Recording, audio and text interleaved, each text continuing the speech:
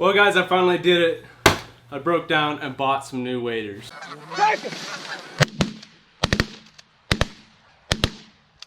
Some of you guys might have noticed in some past videos or pictures I've posted on social media, I had some leaky waders last year.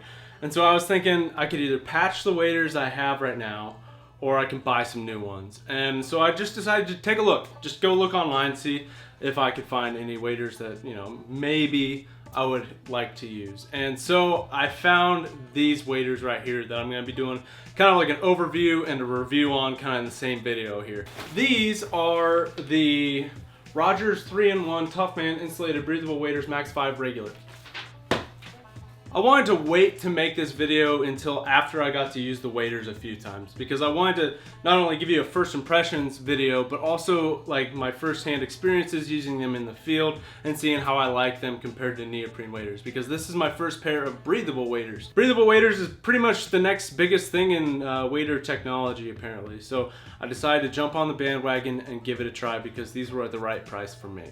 I want to give you guys some specs about these waders before I go into an in-depth review of them and kind of the ins and outs of them.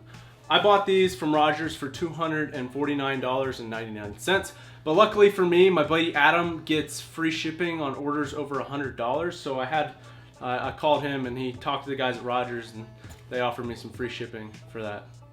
Contrary to popular belief, I'm not sponsored by Rogers. I'm just kidding, guys. Rogers does do free shipping on orders over $100, so that's just kind of their way to get you to spend a little more money, which I found that one out. But other than that, these are a size 10. They said on the website that the boots run a little big, which they do. I normally wear like a size 11, but I got size 10 boots for these, and they fit like a glove. They're 1,200 gram thin insulation, if you guys can see that. And so we'll actually work from the boots up here. Size 10, I wear 11, so the boots do run a little big.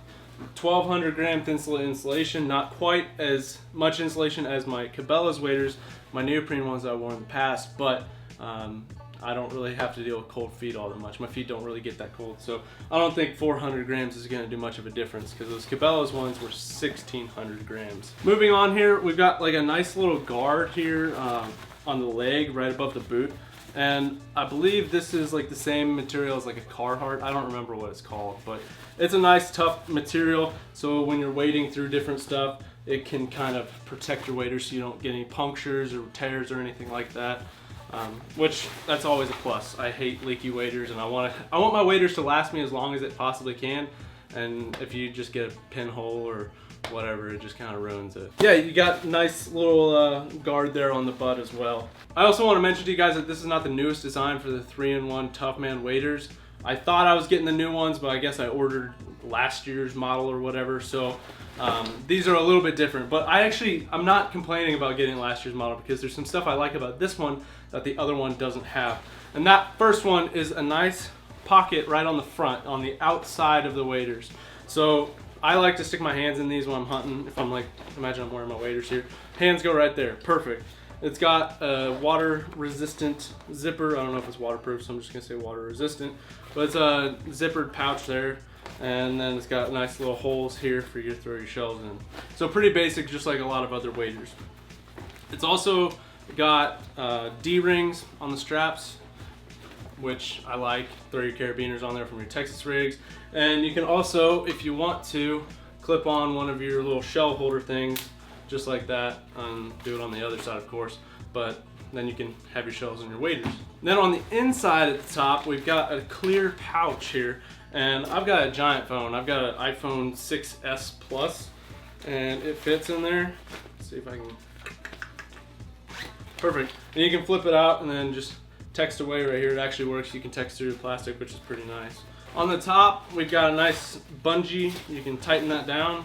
I don't think I'll ever do that, but that's an option for you if you want to tighten it up a little bit at the top. And then on the buckles, there is one this way and one this way, so you don't get them mixed up. So if you pull a strap over, and let's say you got it on the wrong side, like most of us have always done in the past, you can't clip it there. You can only clip it on that side, so you don't have crisscrosses in the back or anything like that. It also comes with a wader belt, which I totally forgot, but there's that.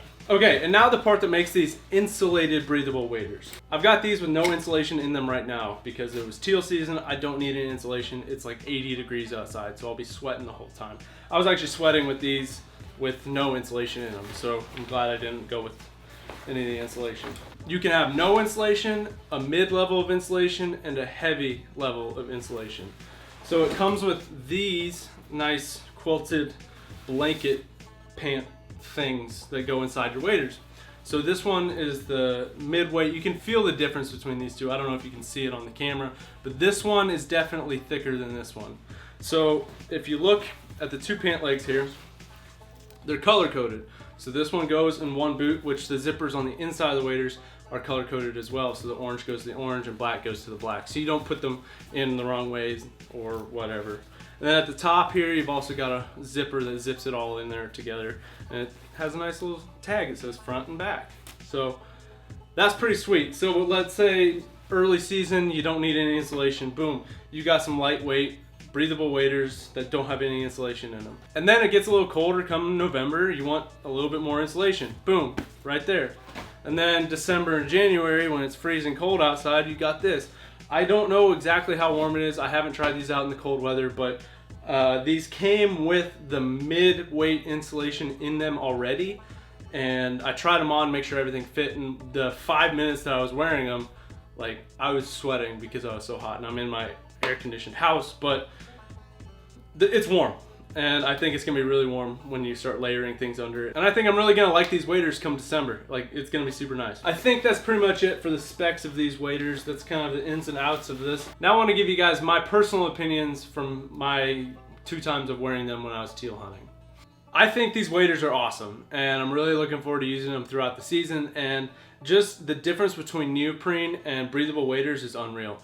Because if I was wearing my neoprene waders when I was teal hunting, I would have been sweating so bad because I've got the 1600 gram thin insulation in the boots, and then it's a 5mm neoprene on top. And that's just hot. It doesn't breathe, nothing comes in or out of it, and it's hot. But these, I was able to take the insulation out and boom, right there, you got lighter weight waders.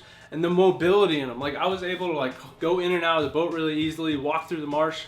Like it wasn't clunky, it wasn't big and bulky like neoprene is, and I'm really excited to use these come big duck season. The one thing that I could possibly think of as a negative with these waders from what I experienced was like I constantly felt like they were leaking when I was in the water, but it wasn't. It was water was getting up underneath this on the leg and just kind of chilling in there, so that made me feel like it was leaking. And then the sweat from my body, like on my pants and everything, felt wet, so like just it doubled up and made me think they were leaking. But my feet were not wet when I took them out, so I was like, you know, I don't think they're leaking.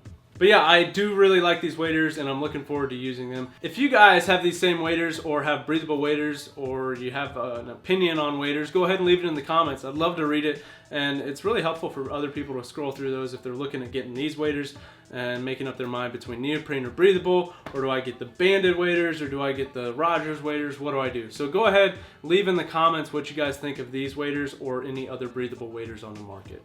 If you want to help support this channel, go to the link in the description to go pick up some apparel. We've got Mallard's Bro shirts. I've also got links for duck stuff, so go ahead and check it out. And whatever you buy goes directly to supporting this channel and helps me keep doing what I'm doing. Follow me on my social media. I've got a Twitter, Instagram, Snapchat, and Facebook. Be sure to follow me on there and stay up to date with what's going on.